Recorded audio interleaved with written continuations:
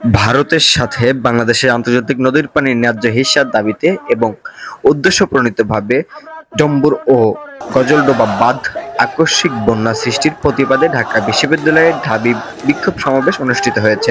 বুধবার ২১শে আগস্ট রাতে বিশ্ববিদ্যালয়ের সন্ত্রাস বিরোধী রাজু ভাস্কর্যের পাদদেশে সাধারণ শিক্ষার্থীর ব্যানারে এ সমাবেশ হয়। সমাবেশের শেষে মিছিল নিয়ে ডিসি চত্বর ঘুরে পুনরায় রাজু ভাস্কর্যে এসে কর্মসূচি শেষ হয়। এ সময় তারা দিল্লি না ঢাকা, ঢাকা, ঢাকা, রক্তের বন্যায় ভেসে যাবে অন্যায় সহ নানা রকম স্লোগান দেন। এই বিক্ষোভ সমাবেশে বৈষম্যবিরোধী ছাত্র আন্দোলনের সমন্বয়ক ও বিশ্ববিদ্যালয়ের সমাজবিজ্ঞান বিভাগের শিক্ষার্থী হাসিব আল ইসলাম বলেন, ভারত আগ্রাসনের বিরুদ্ধে শহীদ আবরার আওয়াজ তুলেছিল।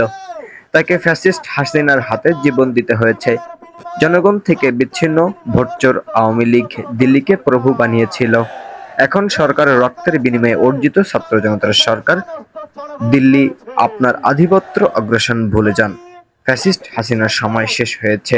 তিনি আরো বলেন, ভারত তার আগ্রাসনের কারণে প্রতিবেশী নেপাল, ভুটান, মালদ্বীপ প্রত্যাখ্যাত হয়েছে। আধিপত্য চললে বাংলাদেশের জনগণও আপনাদের প্রত্যাখ্যান করবে। বন্ধুত্ব হবে ন্যায্যতা, সমঝোতার ভিত্তিতে, প্রভুত্বের ভিত্তিতে নয়। অবিলম্বে এসব নদীর বাঁধ গুঁড়িয়ে ফেলতে হবে। আন্তর্জাতিক নদীতে বাঁধ চলবে না।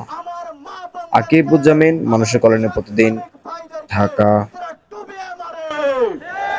আমরা বাংলার ছাত্র জনতা স্পষ্ট ভাষায় বলতে চাই, দিল্লি আপনি আগে যেইভাবে আধিপত্যের আচরণ করেছেন, আগ্রাসনের আচরণ করেছেন, সেই দিন ভুলে যান। ফ্যাসিস্ট হাসিনার আমল শেষ হয়ে গেছে। এখন ছাত্র জনতার সরকার রয়েছে।